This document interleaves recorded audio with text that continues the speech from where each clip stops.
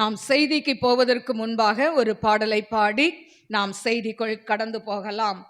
ஜீவனுள்ள நாட்களெல்லாம் இயேசுவுக்காய் வாழ்வோம், இருப்பது ஒரு வாழ்வு, அதை அவருக்கு நாம் கொடுத்திடுவோம் என்கிற பாடலை நாம் எல்லாருக்கும் தெரியும். ஒன்று போல கரங்களை தட்டி நாம் பாடலாம். ஜீவனுள்ள நாட்களெல்லாம் இயேசுவுக்காய் வாழ்வோம், இருப்பது ஒரு வாழ்வு, அதை அவருக்கு கொடுத்திடுவோம்.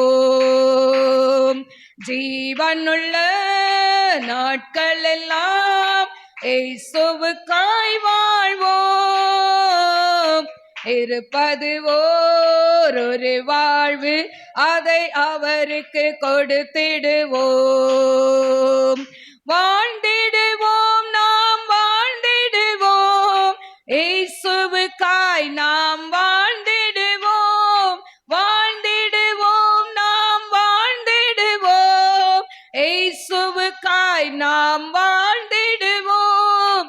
ஜீவனுள்ள நாட்களெல்லாம் இயேசுவுக்காய் வாழ்வோம், இருப்பது ஒரு வாழ்வு, அதை அவருக்கு கொடுத்திடுவோம்.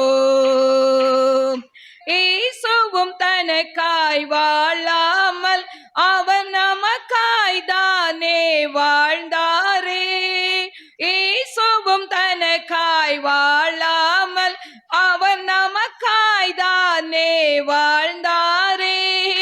உயிரையும் கூட நமக்கு தந்தாரே, இதற்கு பதிலா என்ன செய்வோமே, நாமும் வாழ்ந்திடுவோம் இயேசுவுக்காய். ஜீவனுள்ள நாட்களெல்லாம் இயேசுவுக்காய் வாழ்வோம், இருப்பது ஒரு வாழ்வு, அதை அவருக்கு கொடுத்திடுவோம். ஊழியம் செய்வது பாக்கியமே, அதின் பலனோ இன்று நாம் அறியோமே. ஊழியம் செய்வது பாக்கியமே, அதின் பலனோ இன்று நாம் அறியோமே. கர்த்தர் ஓர் நாள் வந்திடுவாரே, அன்று இதன் பலன் கொண்டு வருவாரே. கண்டு மகிழ்ந்திடுவோம், துள்ளிடுவோம், ஜீவனுள்ள நாட்களெல்லாம் இயேசுவுக்காய் வாழ்வோம், இருப்பது ஒரு வாழ்வு, கொடுத்திடுவோம். யாரோ செய்யட்டும் எனக்கென்ன, நான் நலமாயிருந்தால் அது போதும் ஏமான். யாரோ செய்யட்டும் எனக்கென்ன, நான் நலமாயிருந்தால் அது போதும் என்றே சுயமாய் வாழ்வதினாலே பின்னால் நீயும் வருந்திடுவாயே என்று உணர்வாயோ. இன்றே வா, ஜீவனுள்ள இயேசுவுக்காய் வாழ்வோம்,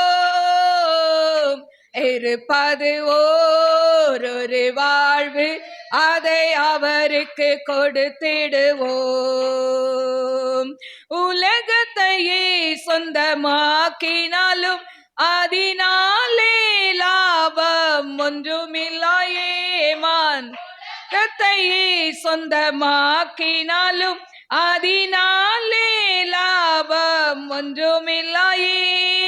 இயேசுவுக்காய் நீ எதை செய்தாயோ, அதுவே உனக்கு உதவிடும் என்றும் ஓயாது உழைத்திடுவோம் இயேசுவுக்காய். ஜீவனுள்ள நாட்களெல்லாம் இயேசுவுக்காய் வாழ்வோம், இருப்பது ஒரு வாழ்வு, அதை அவருக்கு கொடுத்திடுவோம்.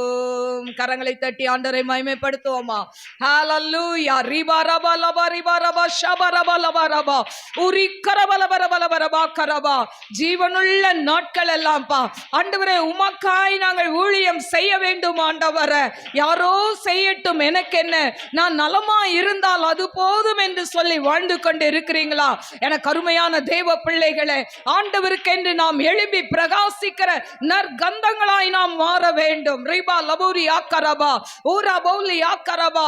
பெண்கள் தான் சாதனையாளர்கள், சாதிக்க பிறந்தவர்கள். எனக்கு அருமையான தேவ பிள்ளையே, இன்று ஒருவேளை ஓ கவலைகளை எண்ணியே ஒவ்வொரு நாளும் நீ கலங்கி கொண்டு இருக்கலாம். ஆனால் ஆண்டவர் சொல்கிறார், ரியோதோ ரிபி கரபா, நீ எனக்கு தேவை என்று சொல்லி கர்த்தர் சொல்கிறார்.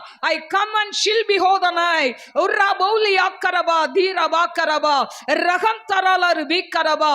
என் சுவிசேஷத்தை சுமந்து சொல்ல உரிபி கரபா தீரபா, நீ எனக்கு வேண்டும் என்று கர்த்தர் சொல்கிறார். பி உலஹதனை ரக்கத்தனை கரபா உரபா.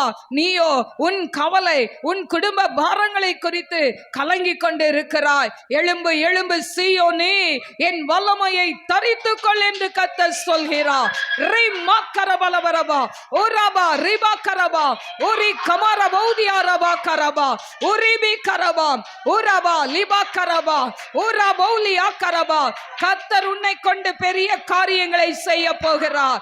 உரா பௌலியா கரபா உரிபி கரபா. எத்தனை நாள் மறைந்து மறைந்து வாழ்ந்து கொண்டு இருப்ப? உரிபி கபூரியம் தராலர் பி கரபா. என் மகளே வெளியே வா. ரிபா கரபா. கர்த்தருக்கென்று காலூன்றி நில். ஐ ஷல் பி த ரை கரபா. தெபோராளை போல உன்னை ஒரு தீர்க்கதரிசியாய் என் கரத்தில் எடுத்து பயன்படுத்துவேன் என்று கர்த்தர் சொல்கிறார். I come and shall be த நை கரபா உரிபி கரபா தீரபா கரபா உரிபி கரபா. அடுப்படியில் கிடப்பதற்கு பிறந்தவள் பெண் அல்ல. ரியோதோரை கன் ஷலோரு பி கரபா ஓரபா. தேவனுடைய சுவிசேஷத்தை சுமந்து செல்ல ஊரபௌலியா கரபா கர்த்தர் உன்னை அழைக்கிறார். ரீபா லபூரியா கரபா. எழும்பு எழும்பு என்று கர்த்தர் சொல்கிறார். தோ ரிபி கரபா ஊரபா ஊரபா. மோசே போல சாக்கு போக்கு சொல்லாதே. ஐ தோ லைப் ரஹதனை. ஆண்டவரே, இதை யூடியூப்ல பார்க்கிற ஒவ்வொரு பெண்களையும் எழுப்புங்க டாடி. ஒவ்வொரு பெண்களையும் தெபோராளை போல, எஸ்தர் ராஜாத்திய போல ஆண்டவரே எழுப்புங்க ராஜா. ரிகா தனாய் ஷல்பி ஓதராய் ரபா கரபா. உமக்கென்று சாதிக்கிறவர்களாய், சாதனை படைக்கிறவர்களாய் உம்முடைய பிள்ளைகள் எழும்பட்டும் என்று ஜெபிக்கிறேன். ஆண்டவரே, அடிமை சிலுவை நிழலுக்குள்ள மறைத்து நீங்க பேசுங்கப்பா. ஒரு மனுஷனுடைய சத்தத்தை அல்ல, தேவ சத்தத்தை பிள்ளைகள் கேட்கட்டும். இயேசுவின் நாமத்தில் கேட்கிறேன் பிதாவே, ஆமென். கர்த்தருடைய பரிசுத்த நாமத்துக்கு ஸ்தோத்திரம். இந்த நாளிலும் தேவனுக்கு தேவை சாதனையாளர். ஹல்லேலூயா. தேவனுக்கு தேவை சாதிக்கிறவங்க தான் வேணும். பெண்களாகிய நீங்கள் சாதிக்க பிறந்தவர்கள். ஹல்லேலூயா. நம்ம தான் நினைக்கிறோம் நம்ம ஒண்ணுமே இல்லை, நம்ம குப்பை தூசி இப்படிலாம் சொல்லிக்கிறோம். ஆனா நம்ம கிட்ட இருக்கிற திறமையும் டேலண்ட்டும் ஆண்டவருக்கு தெரியும். ஹல்லேலூயா. ஆண்டவருக்கு பின்னாலே இந்த உலகத்துல இருக்கும்போது பெண்கள் தான் ஒரு கூட்ட ஜனங்கள் ஊழியத்தில் இருந்தார்கள். ஹல்லேலூயா. இன்றைக்கும் பெண்கள் தான் திருச்சபையில எல்லா இடங்களிலும் பெண்கள் தான் என்ன பண்றாங்க, நிறைய இருக்கிறதை நாம் பார்க்கிறோம். அதனால தேவனுக்கு தேவை ஒரு பெண் சாதனையாளர். ஹல்லேலூயா. எனக்கு அருமையான தேவ பிள்ளைகளே, வாசிப்போம் எஸ்தர் 4:14. நீ இந்த காலத்திலே மௌனமாய் இருந்தால் யூதருக்கு சகாயமும் ரட்சிப்பும் வேறொரு இடத்திலிருந்து எழும்பும். நீ இந்த காலத்திலே மௌனமாய் இருந்தால் யூதருக்கு சகாயமும் ரட்சிப்பும் வேறொரு இடத்திலிருந்து எழும்பும். என கருமையான தேவ பிள்ளைகளே, இன்றைக்கு நீங்க மௌனமா இருந்தா, ஆனா நீங்க செய்ய வேண்டிய வேலையை இன்னொருத்தர் மூலம் ஆண்டவர் செய்து முடிப்பார். ஹல்லேலூயா. என கருமையான தேவ பிள்ளைகளே, இந்த நாள்ல உலக பிரமாண சாதனையாளர்கள் பெண்கள் அநேகர் உண்டு, சாதிக்கிறவர்கள். ஹல்லேலூயா. அதாவது பாருங்க, உலக பிரமாண அதாவது வீர சாகசங்களை படைக்கிற பெண்கள் இன்னைக்கு அநேகர் பல்வேறு துறைகளில் இருக்கிறதை நாம் பார்க்கலாம். அதாவது விளையாட்டுத்துறை எடுத்துக்கொண்டாலும் எல்லா துறைகளிலும் இன்னைக்கு என்ன பண்றாங்க, பெண்கள் அவர்கள் ஆணுக்கு நிகராய் நிற்கிறதை பார்க்கிறோம். அந்த காலத்துல அதாவது அடுப்பூதும் பெண்களுக்கு படிப்பதற்கு என்று சொன்னார். ஆனா இன்றைக்கு ஆனால் பெண்கள் பல துறைகளில் நாம் முன்னேறி வருவதை பார்க்கிறோம். அதாவது நாட்டை ஆண்டதும் பெண், வீட்டை ஆள்வதும் பெண். ஆனா சொல்லிக்கலாம் எங்க வீட்டுக்காரரு தான் அப்படின்னு சொல்லிக்கலாம். ஆனா அங்க நீங்க தட்டாம ஒரு வேலையும் நடக்காது. ஹல்லேலூயா. ஆனா பாருங்க, வீட்டுக்காருக்கு பயப்படுற மாதிரி எல்லாம் பேசிக்குவீங்க. ஹல்லேலூயா. பெண்களால சாதிக்க முடியாது ஒண்ணுமே கிடையாதுங்க. ஹல்லேலூயா. என கருமையான தேவ பிள்ளைகளே, இன்னைக்கு விளையாட்டு துறையிலும் கல்வித்துறையிலும் எல்லா துறைகளிலும் பெண்கள் இருக்கிறதை நாம் பார்க்கிறோம். அதாவது பெண்களை வீட்டில் வைத்து பூட்டி வைத்த காலம் போய் இன்றைக்கு பெண்கள் கனரக வாகனத்தை ஓட்டக்கூடியவர்களாய், அதாவது சைக்கிள் மட்டுமல்ல, சைக்கிள் கூட ஓட்ட விடாம வச்ச காலம் இன்றைக்கு காரு, பஸ்ஸு, லாரி, ஃப்ளைட்டு, இப்படி எல்லாமே ஓட்டக்கூடிய திறமை வாய்ந்தவர்கள் பெண்கள். ஹல்லேலூயா. எல்லா துறையிலையும் ஐடி ஃபீல்டை எடுத்துட்டா பெண்கள் இன்ஜினியரா இருக்கிறாங்க, டாக்டர்ஸா இருக்கிறாங்க, மருத்துவத்துறையில போனா எல்லாத்தையும் சர்ஜரி வரைக்கும் பெண்கள். ஹல்லேலூயா. என கருமையான தேவ பிள்ளைகளே, எல்லாவற்றிலும் பெண்கள் இருக்கிறதை நாம் பார்க்கிறோம். என கருமையான தேவ பிள்ளைகளே, இப்படி எல்லா துறையிலும் பெண்கள் சாதனையாளர்களாய் இருக்கிறார்கள். அதே போல குடும்ப வாழ்க்கையிலையும் பார்த்தீங்கன்னா உலக பிரமாண அநேக பெண்கள் உண்டு. அவர்கள் பார்த்தீங்கன்னா இன்னைக்கு எப்படி ஆண்கள் ஒரு பெண்ணை வேண்டாம் என்று சொன்னால் அவளை ஒதுக்கி வைத்து விட்டு வேறொரு திருமணம் செய்கிறார்களோ, அதே போல பெண்களிலும் அநேகர் இருக்கிறார்கள். அதாவது எல்லாரும் அல்ல, ஒரு சிலர் இருக்கிறாங்க.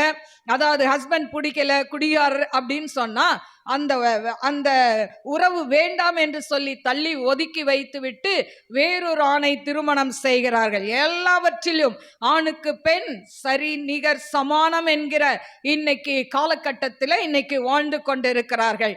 ஆனால் எனக்கு அருமையான தெய்வ பிள்ளைகளே, இப்படி உலக பிரமாண சாதனை படைத்த அநேக பெண்கள், ஆனால் ஆவிக்குரிய ரீதியில் அவர்களால் சாதனை படைக்க முடியாதவர்களாய் திகைத்து நிற்கிறதை பார்க்கிறோம்.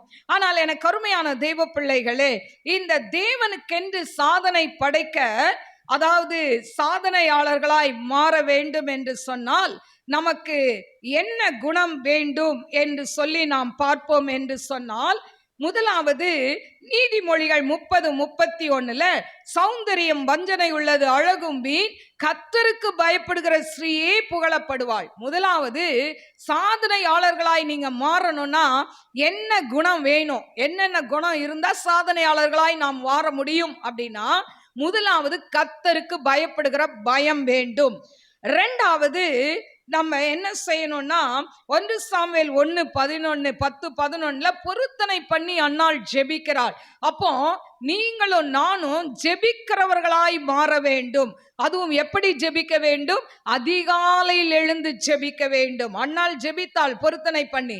ஆனால் அதிகாலையில் எழுந்து பெண்களாகிய நாம் என்ன பண்ண வேண்டும்? ஜெபிக்க வேண்டும். ஹல்லேலூயா. இது பெண்களுக்கு, அதாவது சாதனையாளர்களுக்குரிய குணங்கள்.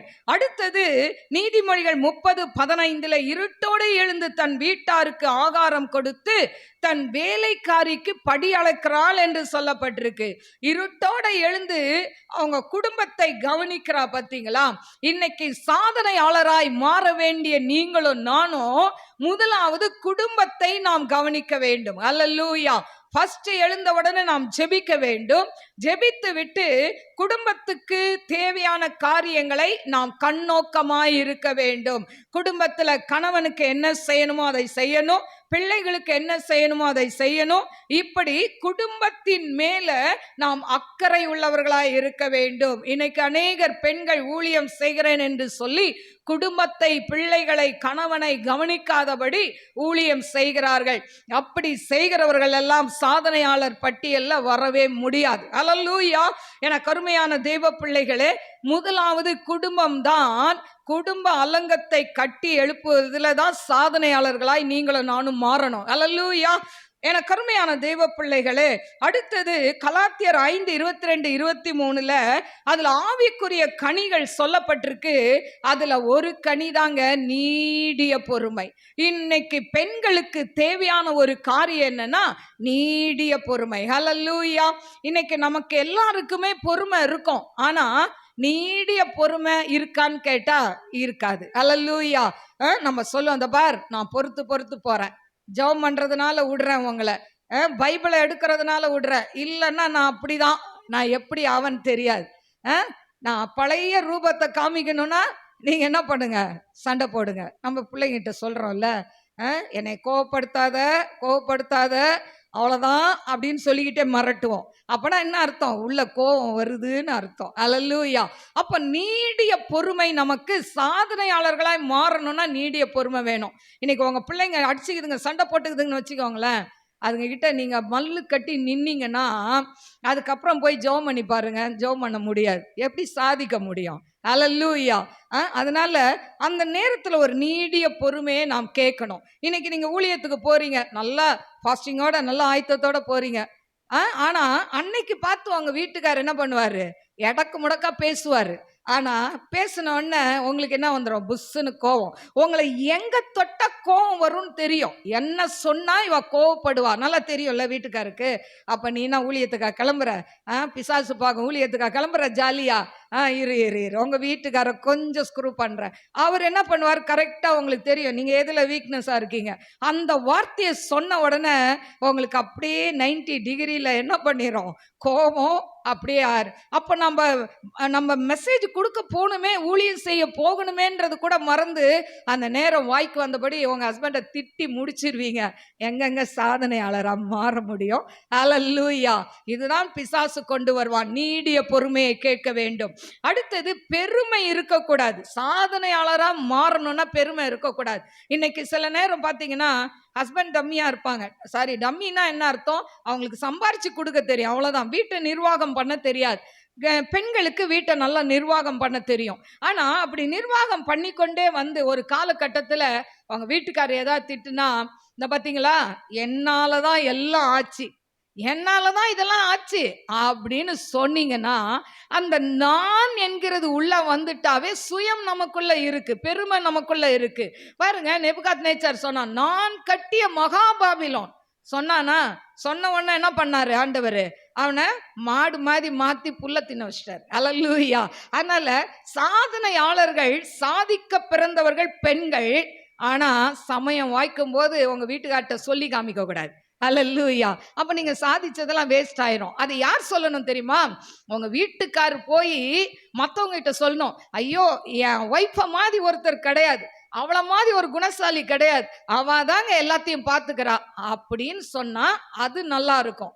ஆனா நீங்களே நான் தான் அது என்ன ஆகும், அது பெருமையை கொண்டு வரும். அல்லேலூயா. அடுத்தது மற்றவர்களை குறித்தான அக்கறை இருக்கணும். சாதனையாளர்கள்னா என்னைக்குமே அவங்களுக்கு என்ன சொல்ல முடியாது, என்ன இருக்கணும், பரந்த மனசு இருக்கணும். அல்லேலூயா. அன்னைக்கு என்கிட்ட ஒரு பையன் பேசிட்டு இருந்தான், ஒரு சின்ன பையன். அப்போ ஆன்ட்டி உங்களுக்கு ரொம்ப பெரிய மனசு, பரந்த மனசு. ஏன்னா நான் உட்காந்து மெசேஜ் எடுத்துட்டு இருக்கேன். என்ன பண்றீங்க, நான் மெசேஜ் எடுக்கிறேன்டா. ஆன்ட்டி எனக்கு எங்க ரிலேஷன் வந்திருக்காங்க, கொஞ்சம் ஜோம் பண்ணிடுறீங்களா? அப்புறம் சொல்லிட்டு அவன் சொல்றான், உங்களுக்கு ரொம்ப பரந்த மனசு ஆண்டி, கொஞ்சம் ஜெபம் பண்ணிருங்க. அல்லேலூயா. எனக்கு அருமையான தேவ பிள்ளைகளே, சாதனையாளர்களாய் மாற வேண்டும் என்று சொன்னால் மற்றவர்கள் நலனில் நாம் அக்கறை உள்ளவர்களாய் இருக்க வேண்டும். அல்லேலூயா. அப்போ சாதனையாளர்களாய் இருக்கணும்னா நம்ம மெழுகுத்திரிய மாதிரி கொஞ்சம் உருகினாதான் சாதனையாளர்களாய் மாற முடியும்.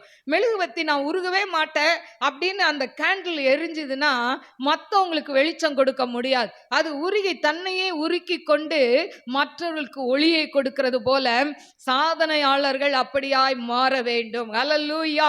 அடுத்தது பார்த்தீங்கன்னா, சாதனையாளர்களுக்கு ரொம்ப ரொம்ப முக்கியமான ஒரு தேவை என்னன்னா, குடும்பத்துல நல்ல சாட்சி வேணும். குடும்பத்துல இருக்கிறவங்க தான் இதை வாங்குறது ரொம்ப ரொம்ப கஷ்டம். வெளியில வாங்கிடலாங்க, வெளியில நம்மளை பார்க்குறவங்க ரொம்ப நல்லவங்க, இந்த சிஸ்டர் மாதிரி யாரும் இருக்க முடியாது அப்படின்னு சொல்லுவாங்க.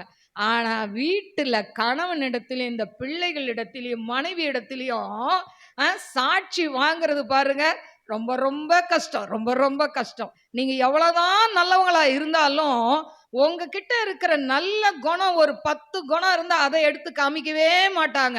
ஒரே ஒரு குணம் வேண்டாதது இருக்கும். அந்த ஒன்ன புடிச்சுக்குவாங்க. நீ எல்லாம் என்ன ஊழியம் செய்யற? நீ எல்லாம் என்ன சாதனையாளரா? அப்படின்னு அந்த ஒன்ன வச்சு கேள்வி கேட்பாங்களே தவிர, உன்கிட்ட இருக்கிற 10 நல்ல குணத்தை சொல்லி பாராட்டுறதுக்கு கணவனுக்கு தெரியாது. ஹல்லேலூயா. மனைவிக்கு தெரியாது. ஹல்லேலூயா. ஆனா எனக்கு அருமையான தேவ பிள்ளைகளே, ஆண்டவர் நம்ம கிட்ட இருக்கிற அதாவது அந்த ஒரு அந்த கெட்ட குணத்தை பார்க்க மாட்டாரு. நம்ம கிட்ட இருக்க 10 நல்ல குணத்தை பார்த்து நம்மளை அப்ரிஷியேட் பண்ணுகிற தேவன். ஹல்லேலூயா. அதுதான் தேவனுக்கும் மனிதனுக்கும் உள்ள வித்தியாசம். ஹல்லேலூயா. எனக்கு அருமையான தேவ பிள்ளைகளே, அப்ப குடும்பத்துல கணவன் கிட்ட சாட்சி எப்படி வாங்கணும்? நீதிமொழிகள் 31:29.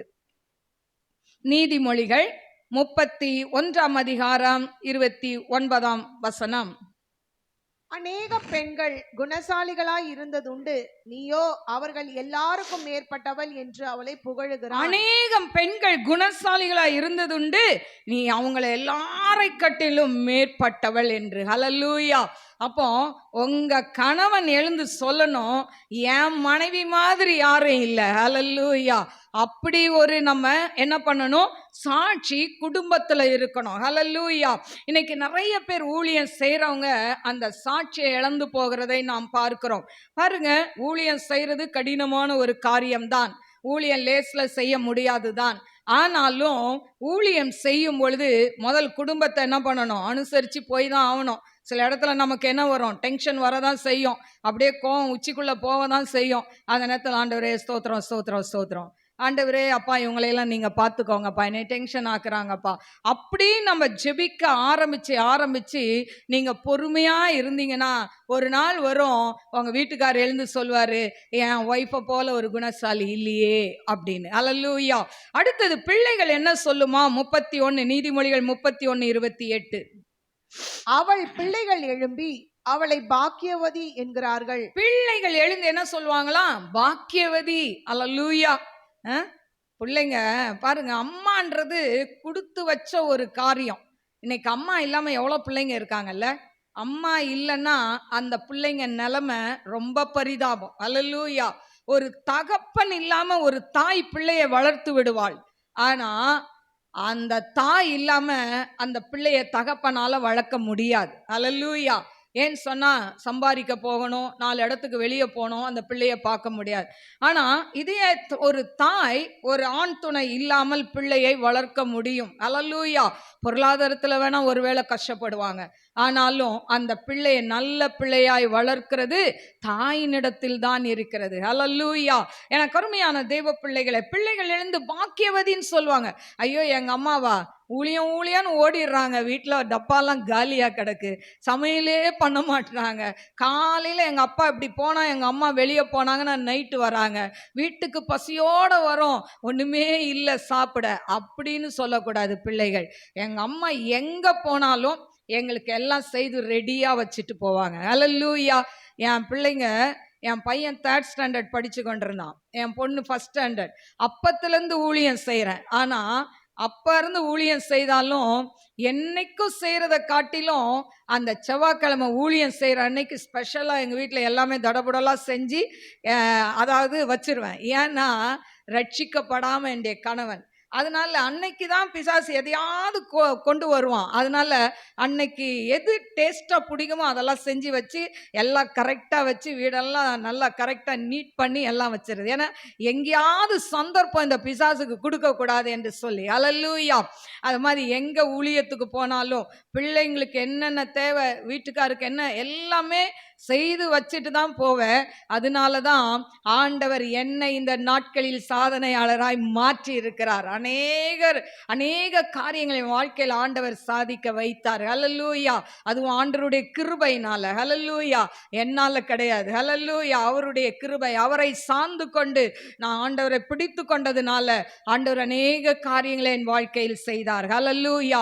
எனக்கு அருமையான தேவ பிள்ளைகளே, ஒரு சின்ன ஒரு கதையை சொல்லி நான் கடந்து போறேன். சொல்றேன். ஏன்னு சொன்னா கதைன்றது நல்லா பிடிக்கும். ஒரு வடுமூஞ்சி அம்மான்னு ஒரு அம்மா இருந்தாங்களாம். அவங்க பேர் வடுமூஞ்சி அப்படின்னு பேர் வச்சிருக்காங்க.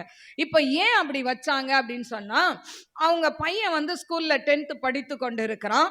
ஸ்கூலுக்கு ஒரு நாள் அவங்க அம்மா எதேச்சியா அவனுக்கு சாப்பாடு எடுத்துட்டு போனாங்களாம். போகும்போது அந்த பிள்ளைங்க முதல் முறையா பார்த்த உடனே, ஏய் நீ இவ்வளோ அழகா இருக்கிற, உங்க அம்மா என்னடா இப்படி இருக்கிறாங்க? அவங்களுக்கு முகத்துல ஒரு வடு இருந்ததாம். ஸோ அப்போ என்னடா வடுமூஞ்சி அம்மா, உங்க அம்மா நல்லாவே இல்லையேடா அப்படின்லாம் கலாய்ச்சிருக்காங்க. இதெல்லாம் இப்படி சொல்லி கிண்டல் பண்ணும்போது இந்த பையனுக்கு ரொம்ப கஷ்டமாயிருது.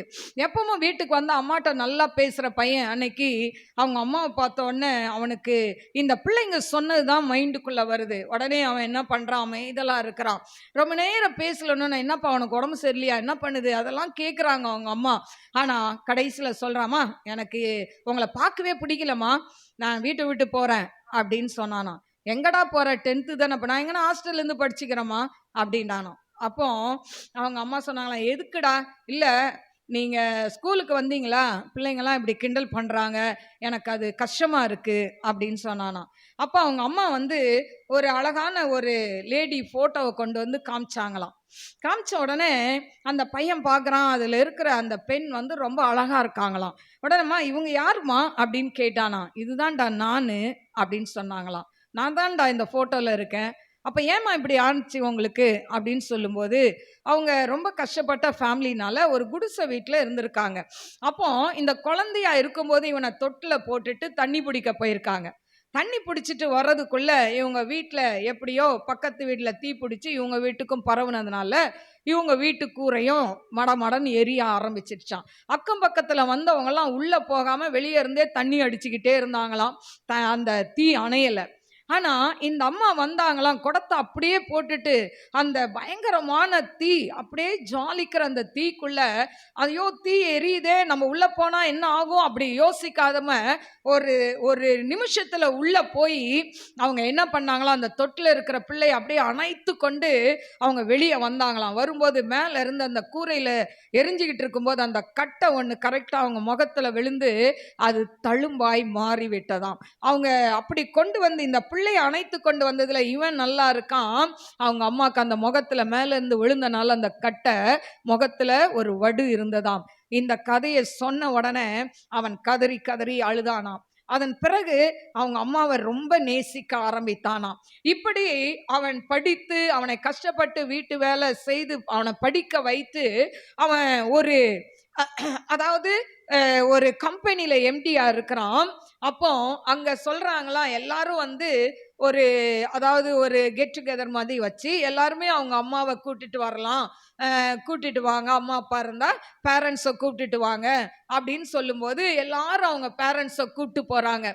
இவனுக்கோ தன்னுடைய அம்மாவை கூப்பிட்டு போனா எல்லாம் என்ன நினைப்பாங்க, நம்ம எம்டியா இருக்கோமே அப்படிலாம் யோசிக்கிறான். ஆனாலும் அவங்க அம்மா என்ன பண்றாங்க, அம்மா நீ இந்த முகத்துல இந்த துணி மட்டும் போட்டுட்டு வாமா, நான் அங்க வந்து நான் மீதியை பேசுறேன் அப்படின்னு சொன்னானாம். உடனே அவங்க அம்மாவும் அதே மாதிரி முகத்துல ஒரு சின்ன துணி போட்டுட்டு போறாங்க. இப்போ எல்லாரும் அவங்க அவங்க அம்மாவை பத்தி பெருமையா பேசுறாங்க, அவங்க அம்மா அழகாலாம் இருக்கிறாங்க, எல்லாரையும் காமிக்கிறாங்க, இதான் எங்க அம்மா, இதான் எங்க அப்பா அப்படின்னு சொல்லி. இவனுக்கு அப்பாவும் இல்லை, அம்மாவை கொண்டு காமிக்கிறான். அப்போ அவங்க அம்மாட்ட சொல்றாமா, அந்த மூஞ்சில இருக்க துணியை எடுத்துருங்க இப்போ அப்படின்னு சொன்ன உடனே எல்லாம் பார்க்குறவங்க எல்லாம், என்ன இவங்களா அவங்க அம்மா அப்படின்னு சொல்லி ஆச்சரியப்படுறாங்களாம். இப்போ ஆச்சரியப்பட்ட உடனே அப்போ இவர் சொல்றாராம், நீங்க ஆச்சரியப்படுறீங்க, ஆனா எங்க அம்மா இன்னைக்கு நான் இங்க எம்டியா நிக்கிறதுக்கு காரணம் எங்க அம்மா தான். ஏன்னா அவ்வளோ ஒரு அதாவது நான் சின்ன பிள்ளையில இப்படி தொட்டில் இருக்கும்போது எங்க அம்மா காப்பாத்துனாங்க, அந்த வடுதான் இது எங்க அம்மாவுடைய முகத்துல. ஆனா அவங்க என்னை கஷ்டப்பட்டு படிக்க வச்சாங்க, நான் இந்த நிலைக்கு இருக்கிறது ஒண்ணு கடவுள், ரெண்டாவது எங்க அம்மா நானா. ஹல்லேலூயா. எனக்கு அருமையான தேவ பிள்ளைகளே, அதனால ஒவ்வொரு பிள்ளைகளுக்கும் பேக்ல ஒரு தாயினுடைய தியாகம் இருக்கிறது, ஒரு தாயினுடைய கண்ணீர் ஜெபம் இருக்கிறது. ஹல்லேலூயா. ஒவ்வொரு கணவனுக்கு பின்னால ஒரு மனைவியுடைய கண்ணீர் இருக்கிறது. ஹல்லேலூயா. இன்னைக்கு அன்னைக்கு ஒருவேளை கணவன் ரட்சிக்கப்படாவிட்டாலும், கணவன் ஒருவேளை ஆண்டவரை அறியாமல் இருந்தாலும், மனைவி ரட்சிக்கப்பட்டிருக்கும் போது அந்த மனைவி தன் கணவனுக்காய் போராடி ஜெபிக்கும் பொழுது கர்த்தர் உங்க நிமித்தம் அவங்கள உயர்த்தி ஆசீர்வதிப்பார். நாள் ஒன்று வரும், அவங்களை ரட்சிப்பார். அல்லேலூயா. அதனால ஒவ்வொரு கணவன் ஒரு தனி மனிதனுக்கு பின்னால கடவுள் என்று ஒருத்தர் உதவினாலும் அவங்களுக்கு பின்னால பேக்ல சப்போர்ட்டிங் யாருன்னா மனைவி தான். அல்லேலூயா. ஏன்னா அவங்க 2 பேரு தான் ஒரே மாம்சம், ஒரே சரீரம். அதனால அவங்க 2 பேர் தான் அடிச்சுக்கிட்டாலும் அவங்க என்ன பண்ணுவாங்க, திரும்ப சேர்ந்துக்குவாங்க. அன்னைக்கு ஒரு வாலிப பிள்ளை சொல்லுது, எங்க அப்பாவும் அம்மாவும் சண்டை போட்டுக்கிறத பார்த்தா இவங்க அடுத்த நாள் மூஞ்சில முழிப்பாங்களான்னு நினைக்கணும், அப்படி சண்டை போடுவாங்க. ஆனா அதுக்கப்புறம் 2 நாள் கழிச்சு நம்மள சட்டையே பண்ண மாட்டாங்க, அவங்க 2 பேரும் சிரிச்சு பேசிட்டு இருப்பாங்கன்னு அந்த வாலிப பிள்ளை. இதுதாங்க உலகம். அல்லேலூயா. இதுதான் கணவன் மனைவிக்குள்ள உள்ள உறவு. அல்லேலூயா. அதனால பிள்ளைங்களுக்கு அப்பா அம்மா சண்டை போட்டுக்கிட்டா இதுங்களுக்கு குசி. ஏன்னா 2 பேரும் கண்டிக்க மாட்டாங்க. அப்போதான் உளுந்து செல்லம் கொஞ்சுவாங்க ரெண்டும். அம்மா ஒரு பக்கம் செல்லம் கொஞ்சுவாங்க, ஏன்னா பிள்ளைங்க தயவு வேணும். இவங்க 2 பேரும் சேர்ந்துக்கிட்டா இவங்களுக்கு திண்டாட்டம். ஆனா இவங்க 2 பேரும் சண்டை போட்டா பிள்ளைங்களுக்கு கொண்டாட்டம். அல்லேலூயா. நீங்க வேணா பாருங்க, நிறைய வீட்டுல இதான் நடக்குது. அல்லேலூயா. எனக்கு அருமையான தேவ பிள்ளைகள், அதனால தாய்மார்கள் என்ன பண்ணாதீங்க, சண்டை போடாதீங்க. உங்க ஹஸ்பண்ட எப்பவுமே சமாதானமா இருங்க. அப்பதான் பிள்ளைங்க உங்களை பார்க்கும்போது அதுங்க என்ன பண்ணும், பயம் இருக்கும். ஐயோ அப்பா அம்மா சேர்ந்துட்டாங்க, நம்மள தப்பு செஞ்சா கட்டாயம் 2 பேரும் சேர்ந்து திட்டுவாங்க, அந்த பயம் இருக்கும். அல்லேலூயா. எனக்கு அருமையான தெய்வ பிள்ளைகளே, இப்போ அதாவது வேதாகமத்துல சாதனை படைத்த பெண்கள் அநேகர் இருக்கிறாங்க.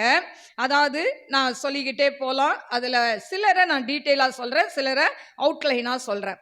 முதலாவது வேதாகமத்துல சாதனை படைத்த பெண் சாதனையாளர் யாருன்னா மரியாள். அல்லேலூயா. எனக்கு அருமையான தேவ பிள்ளைகளே, இந்த மரியாள் யோசேப்புக்கு என்று நியமிக்கப்பட்டிருக்கிற அந்த நேரத்துல இந்த மரியாள் என்ன பண்றாங்க, அவங்க கர்ப்பவதி ஆயிட்டாங்க. ஏன்னா பரிசுத்த ஆவியானவர் அவங்க மேல நிழலிடும் போது அவங்க கர்ப்பவதி ஆனார்கள் என்று சொல்லப்பட்டிருக்கிறதை நாம் பார்க்கிறோம். அப்போ ஒரு பெண் திருமணமாக நியமிக்கப்பட்டிருக்கிற நேரத்துல கர்ப்பவதியானா உலகம் என்ன சொல்லும், கட்டிக்க போற கணவன் என்ன சொல்லுவான். ஆனாலும் அவங்க அதையெல்லாம் சட்டை பண்ணாம இந்த மரியாள் இந்த உலகத்திற்கு இரட்சகராம் இயேசு கிறிஸ்துவை அவர்கள் பெற்று கொடுத்ததை நாம் பார்க்கிறோம். இவர்கள் சாதனையாளர். அல்லேலூயா. எனக்கு அருமையான தேவ பிள்ளைகளே, இந்த 2வது ராகாப் என்கிற வேசி, இந்த எரிகோவை வேவு பார்க்க வருகிற 2 பேரை இவன் என்ன பண்றா, காப்பாற்றுகிறபடினால பாத்தீங்கன்னா அந்த எரிகோ கோட்டையை தகர்க்கும் போது ராகாப் வேசினுடைய குடும்பம், அவளுடைய குடும்பம், அந்த வீட்டுக்குள்ள வந்த எல்லாரும் காக்கப்பட்டார்கள் என்று வேதம் சொல்கிறது. இவள் ஒரு சாதனையாளராய் இருந்தாள் என்பதை நாம் பார்க்கலாம். 3வது ரூத், குடும்ப அலங்கத்தை கட்டிய ஒரு சாதனையாளர்.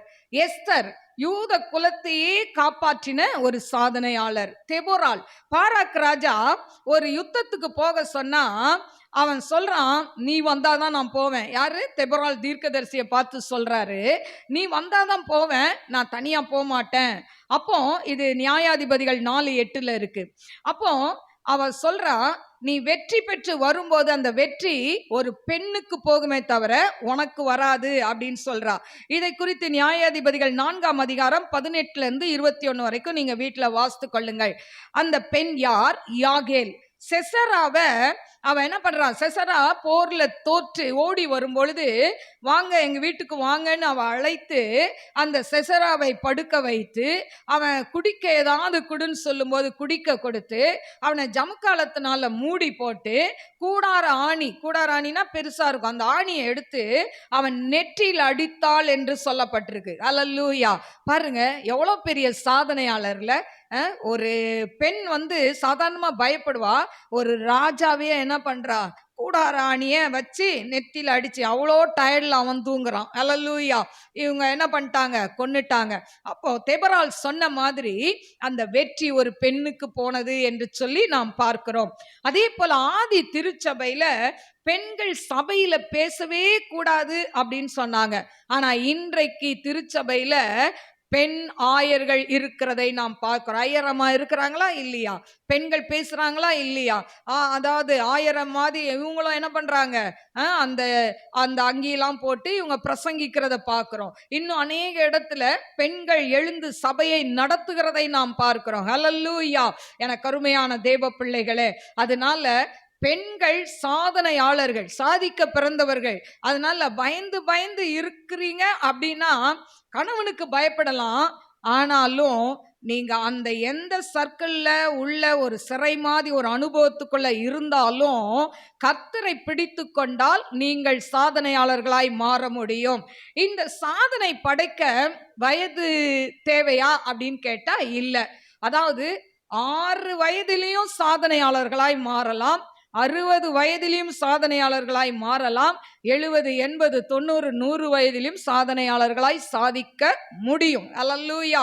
எனக்கு அருமையான தேவ பிள்ளைகளே, அதனால பெண்கள் கோழை அல்ல, அவர்கள் சாதிக்க பிறந்தவர்கள். அல்லேலூயா. பாருங்க, ஒரு பெரிய வண்டி ஃப்ளைட் இதெல்லாம் ஓட்டுறதுக்கு என்ன வேணுங்க, தைரியம். இன்னைக்கு சிலருக்கு என்ன, ஒரு ஸ்கூட்டர் ஓடணும்னா கூட பயம். அப்படியும் பெண்கள் இருக்கிறாங்க. ஆனா சில சாதிக்கிறவர்கள் என்ன பண்ணுவாங்க, பெரிய லாரியில உட்காந்துக்கிட்டு ஓட்டும் போது அதை பார்க்கறதுக்கு எவ்வளோ நல்லா இருக்குல்ல. எப்படி உங்களுக்கு இந்த தைரியம், எப்படி இந்த மெயின் ரோட்ல நடக்கவே பயப்படுற நம்மளை மாதிரி சில பேருக்கு அதை பார்க்கும் போதெல்லாம் எப்படி உங்களுக்கு இவ்வளோ? ஹல்லேலூயா. அதுதான் ஒவ்வொருத்தருக்கும் ஒரு கிருபை. ஹல்லேலூயா.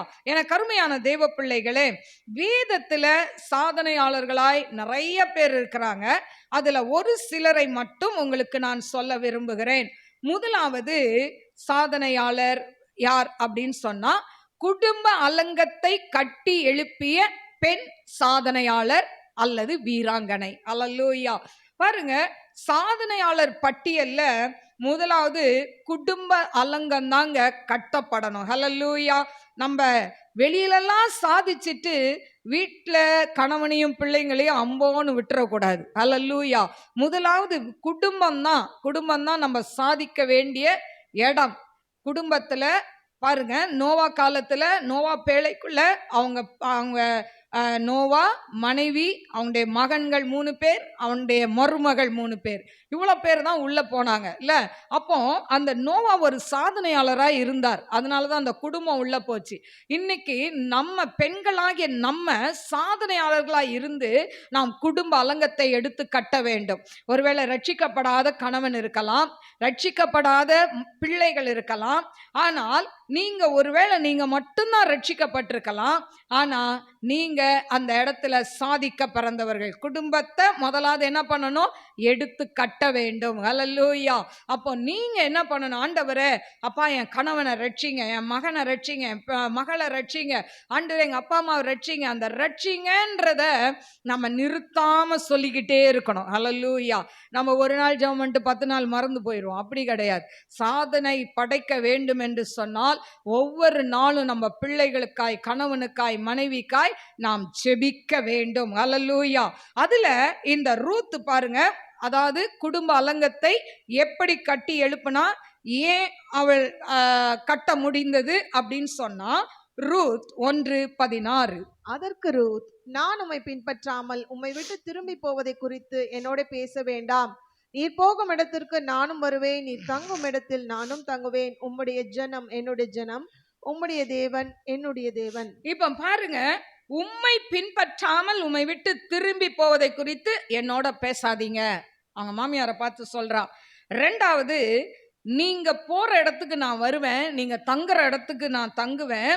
உங்க ஜனம் என்னுடைய ஜனம், உங்க தேவன் என்னுடைய தேவன் சொல்றா. ஹல்லேலூயா. எனக்கு அருமையான தேவ பிள்ளைகளே, பாருங்க, அவளுடைய மோட்டிவ் என்னன்னா, ஃபர்ஸ்ட் என்னன்னா, உம்முடைய தேவன் என்னுடைய தேவன். தன்னை அர்ப்பணிக்கிறார். ஹல்லேலூயா. சாதனையாளர்களாய் மாறணும்னா நம்ம ஃபுல்லா ஆண்டவர்கிட்ட சரண்டர் பண்ணிடணும். நம்மள ஹல்லேலூயா நம்ம வாழ்க்கையை சரண்டர் பண்ணிடணும். எந்த சூழ்நிலையிலும் அப்பா நான் உம்மை விட்டு நான் விலகி போகவே மாட்டேன் ஆண்டவரே. இன்னைக்கு நம்ம நிறைய பேர் பார்த்தீங்கன்னா வீட்டில் சில பிரச்சனை வந்தா, கணவன் மூலம் பிரச்சனை வந்தா, பிள்ளைகள் மூலம் பிரச்சனை வந்தா உடனே என்ன பண்றதுன்னா இந்த நம்ம ஜெபம் பண்ணி என்ன ஆச்சு, வேதத்தை வாசித்து என்ன ஆச்சு, ஆலயத்துக்கு போய் என்ன ஆச்சு, சோர்ந்து போய் நம்ம ஒரு மூலையில ஒதுங்கி நிக்கிறோம். இல்ல எனக்கு அருமையான தேவ பிள்ளைகளே, என்னைக்கு பிரச்சனை உங்களை வந்து அதாவது உங்களுக்கு நிறைய பிரச்சனைகள் வருதோ அந்த நேரத்துல தான் நம்ம ஆண்டவரை இன்னும் அதிகமாய் தேட வேண்டும். அல்லேலூயா. பிரச்சனை டைம்ல தான் இன்னும் அதிகமாய் ஆண்டவரை நெருங்கி ஜீவிக்க வேண்டும். இப்போ இவ சொல்றான், அதாவது நான் உங்களை விட மாட்டேன், உங்க கூட வருவேன். இன்னொன்னு, உங்க ஜனம் தான் என்னுடைய ஜனம். ஏன் இவளுடைய ஜனம் யாரு? மோவாபிய ஜனம், விக்கிரங்களை ஆராதிக்கிற ஜனம். அதனால அவ சொல்றா, இல்ல இல்ல எங்க ஜனம் எனக்கு வேண்டாம், நீங்க ஆராதிக்கிற ஜனம் எனக்கு வேணும். அதே போல உங்க தேவன் தான் என் தேவன், மோவாபிய தேவன் எனக்கு தேவன் அல்ல, அதனால நான் போக மாட்டேன். ஒரு பால் போயிட்டால முத்தம் கொடுத்து. ஆனா ரூத் விடாம அந்த அவங்க மாமியார் கூட வரா. ஆனா அப்படி வந்தா ஏதாவது கிடைக்கும்னு வந்தாளா? இல்ல.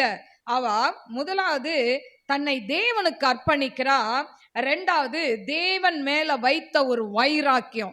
நான் மோவாப் தேசத்துல விக்கிரங்களை ஆராதித்தேன், ஆனா இந்த பெத்லகேம் இவங்களை திருமணம் செய்த பிறகு, இந்த நகோமியுடைய மகனை திருமணம் செய்த பிறகு நான் ஆண்டவர் மெய்யான தேவனை கண்டு கொண்டேன், அதனால இனிமே அங்க போக மாட்டேன் தீர்மானம் எடுக்கிறா. வைராக்கியம். மூணாவது அந்த மாமியார் மேல அவள் வைத்த அன்பு. அல்லேலூயா. அப்போ சாதனையாளர்களாய் மாறணும்னா மற்றவங்க மேல நம்ம என்ன பண்ணணும்? இரக்கம் காட்ட வேண்டும், அன்பு காட்ட வேண்டும். அல்லேலூயா. அதுக்கு அடுத்தது பார்த்தீங்கன்னா அவங்க மாமியார் வார்த்தைக்கு அவள் கீழ்ப்படுகிறாள். நகோமி வார்த்தைக்கு அப்படியே கீழ்ப்படிந்து அவங்க போய் வயல்வெளியில போய் அந்த கதிர்களை பொறுக்கி கொண்டு வான்னு சொல்லும் பொழுது ஒரு இடத்துக்கு போறா. அங்க போனா அது போவாசுடைய இடமா இருக்கு. அப்போ வீட்டில் வந்து சொல்லும்போது அவன் நமக்கு நெருங்கிய உறவுக்காரன் என்று சொல்லி அதன் பிறகு விசாரித்து அந்த போவாசை திருமணம் செய்து வைக்கிறாள். அந்த போவாசுக்கும் ரூத்துக்கும் பிறந்தது தான் ஓபேத். இந்த ஓபேத்து தான் தாவீதினுடைய தாத்தா. இந்த ஓபேத்து தான், அதாவது தாவீதினுடைய வம்சத்தில் வந்தவர் தான் நம்முடைய ஆண்டவராகிய இயேசு கிறிஸ்து. அந்த ஆண்டவராகிய இயேசு கிறிஸ்துவை குறித்து வம்ச வரலாறு பட்டியல்ல இந்த ரூத்துடைய பேர் இடம்பெற்றிருக்கிறதை நாம் பார்க்கலாம். மத்தேயு 1:5. மத்தேயு 1:5. சல்மோன் போவாசை ராகாபினிடத்தில் பெற்றான், போவாஸ் ஓபேத்தை ரூத்தினிடத்தில் பெற்றான், ஓபேத் ஈசாயை பெற்றான். பாருங்க, போவாஸ் ரூத்தினிடத்தில் பெற்றான். ரூத்து பேர் பாருங்க. அவன் அந்த யோசித்து பார்த்தீங்களா, அவன் வாழ்க்கை போயிருச்சு, கணவன் இறந்துட்டான். ஆனா மறுபடியும் ஒரு திருமணம் ஆகுமான்னு கூட அவன் நினைக்கல. சும்மா தன் மாமியாரோடு கூட அவங்க இடத்துக்கு வரா. அதுவும் ஆண்டவர் மேல வைத்த அந்த நம்பிக்கை, அவர் மேல வச்ச வைராக்கியம், அர்ப்பணிப்பினால தான் வரா. அப்படி வந்த இடத்துல அவ என்ன பண்றா? அவளுக்கு திருமணம் ஆகிறது. ஆனா வாரிசே இல்லை, அட்ரஸே இல்லாம போக வேண்டிய அவளுடைய பேர் எங்க இருக்கு? நம்மளுடைய வேதாகமத்துல இடம் பெற்றிருக்கிறதை நாம் பார்க்கிறோம்.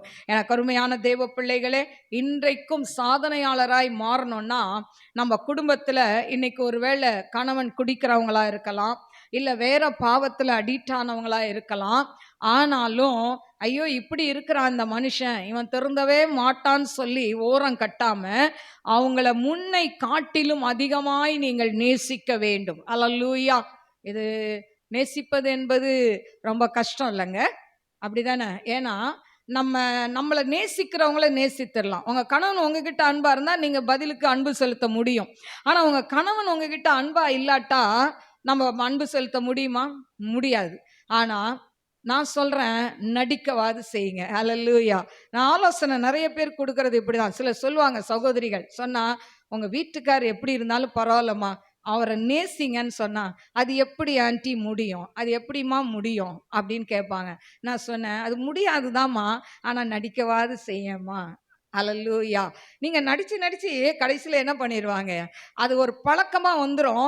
கடைசியில உங்க அன்பின் நிமித்தம் அந்த கணவன் ரட்சிக்கப்படுவார். அல்லேலூயா.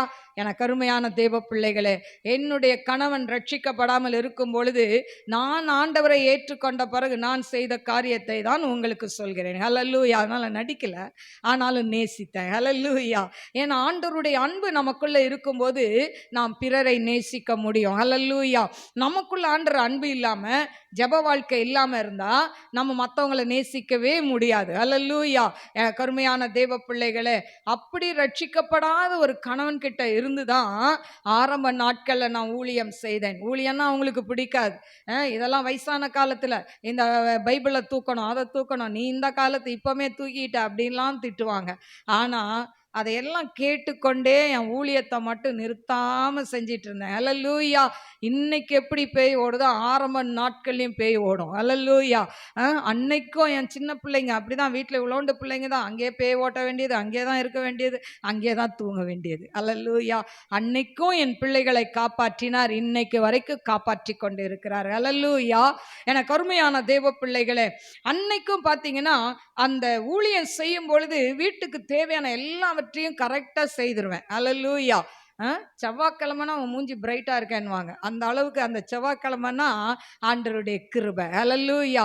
இப்படி செய்து செய்துதான் ஆண்டவர் ரட்சிக்கப்படாத அவங்கள ஆண்டவரை ஏற்றுக்கொள்ள கர்த்தர் வைத்தார். மூழ்கி ஞானஸ்தானம் எடுத்தாங்க.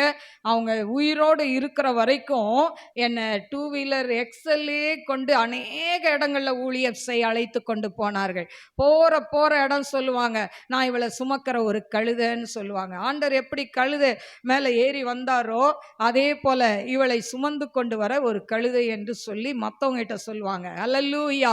ஒரு காலத்துல என்னை வெறுத்து ஊழியம் செய்கிறதுனால வீட்டில் பல பிரச்சனைகளை உண்டு பண்ணின அதே நபருடைய வாயில போற இடத்துலலாம் இந்த சாட்சியை சொல்லுவாங்க. ஹல்லேலூயா. கர்த்தர் எவ்வளவு நல்லவர். டோட்டலா கர்த்தர் மாற்றினார். ஹல்லேலூயா. எனக்கு அருமையான தேவ பிள்ளைகளே, அதனால இன்றைக்கு ஒருவேளை ரட்சிக்கப்படாத கணவனை நீங்க வச்சிருக்கலாம். நம்மலாம் எங்க ஊழியம் செய்யறது நீங்க நினைக்கலாம். ஆனா ஆண்டவர் நிச்சயமாய் செய்ய வைப்பார். ஹல்லேலூயா.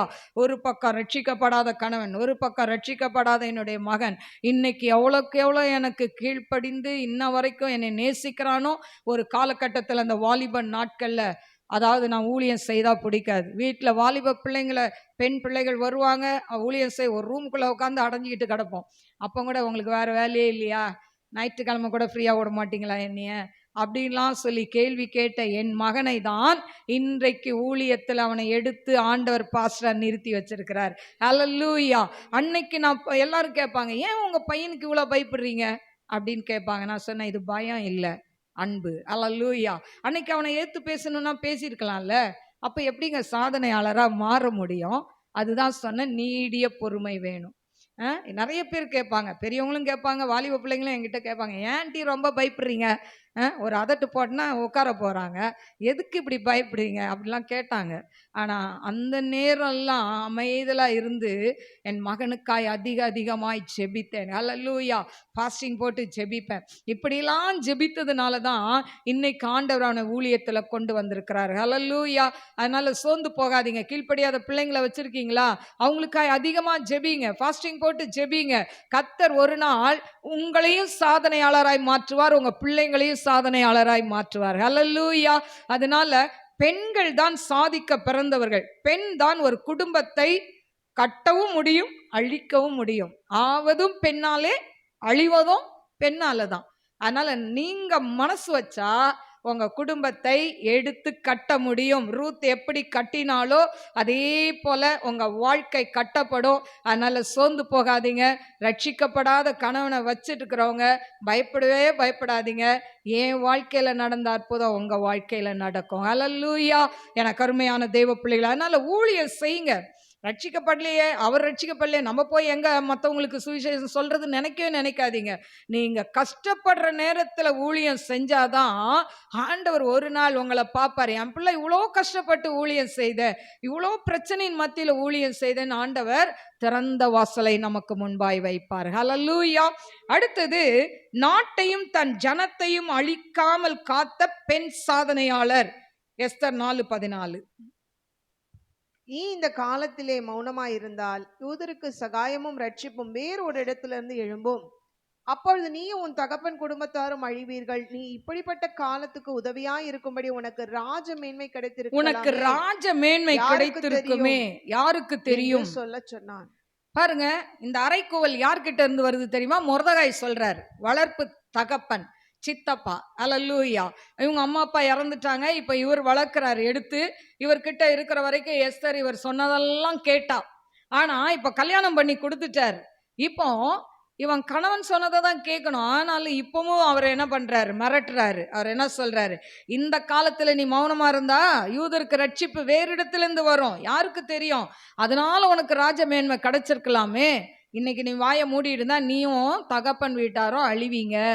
ஏன்னா யூத குலமே அழிஞ்சு போயிடும் அப்படின்னு சொல்றாரு. ஏன் யூத குலம் அழியணும்? இந்த ஆமான் என்கிறவன் இந்த மொர்தகாய் முற்றத்துல இருக்கும்போது இவன் போயிட்டு வரும்போதெல்லாம் சல்யூட் அடிக்க மாட்டான். ஏன்னு சொன்னா யூதர்கள் மனித வணக்கத்தை விரும்பாதவர்கள். ஸோ அவன் சும்மா அப்படியே வணக்கம்லாம் போடுறத விரும்ப மாட்டான்.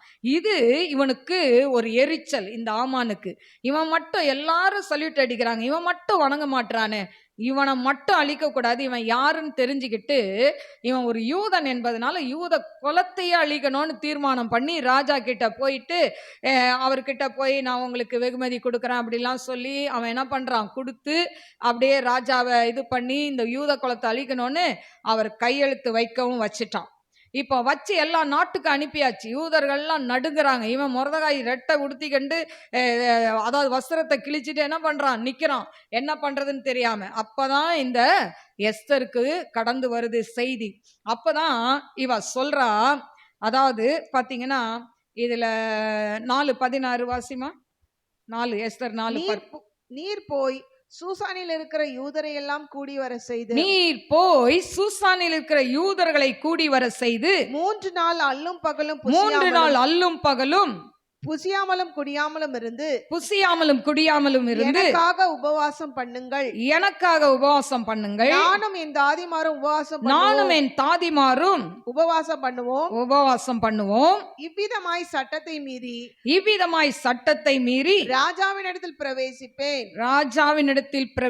நான் செத்தாலும் சாகிறேன். பாருங்க, சாதனையாளரா மாறணும்னா இந்த அர்ப்பணிப்பு இருக்கணும். செத்தா கூட பரவாயில்ல, மற்றவங்க நல்லா இருக்கணும். அல்லேலூயா.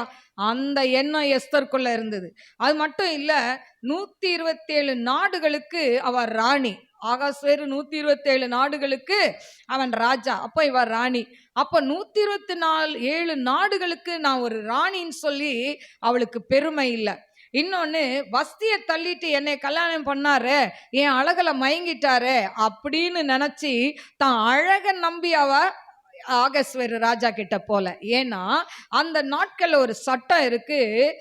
அதாவது ராஜா கிட்ட போகணும்னா ராஜா பொற்செங்கோல் நீட்டாட்டா அது யார் ராணியா இருந்தாலும் அவங்க தலை சிரைக்கப்படும். அல்லேலூயா. சிதைக்கப்படும், வெட்டப்படும். அப்போ அப்படிப்பட்ட ஒரு சூழ்நிலையில இந்த ராணி சொல்றா, எனக்கு 30 நாள் ஆச்சு, இன்னும் ராஜா என்னை கூப்பிடவே இல்லை கல்யாணம் ஆகி.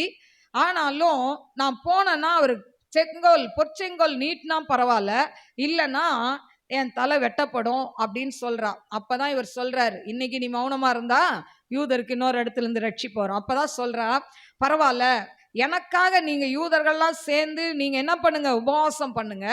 நானும் என் தாதிமாரும் என்ன பண்றோம்? உபவாசம் இருக்கிறோம் அப்படின்னு சொல்லி செத்தாலும் சாகிறேன். பாருங்க, யூதர்கள் ஆண்டவரை வணங்க மாட்டாங்க, இயேசு கிறிஸ்துவை நம்ப மாட்டாங்க. அவங்க யெகோவா கடவுளை நம்புவாங்கல்ல. யெகோவா தேவன்ட்ட அவங்க என்ன பண்றாங்க? ஜெபிக்கிறாங்க. இப்படி ஜெபிக்கும் போது பாத்தீங்கன்னா அதுக்கு பிறகு அவ ராஜா கிட்ட போறா. ராஜா கிட்ட போன உடனே அவள் செங்கோல் நீட்டப்படுகிறது. அது அந்த இடம் வாசிக்கலாமா? ராஜஸ்திரியாகிய எஸ்தர் முற்றத்தில் நிற்கிறதை கண்டபோது அவளுக்கு அவன் கண்களில் தய கிடைத்ததினால் ராஜா தன் கையில் இருக்கிற பொற்செங்கோலை எஸ்தரிடத்திற்கு நீட்டினான். அப்பொழுது எஸ்தர் கிட்ட வந்து செங்கோலின் நுனியை தொட்டாள். ராஜா அவளை நோக்கி, எஸ்தர் ராஜாத்தியே உனக்கு என்ன வேண்டும்? எஸ்தர் ராஜாத்தியே உனக்கு என்ன வேண்டும்? நீ கேட்கிற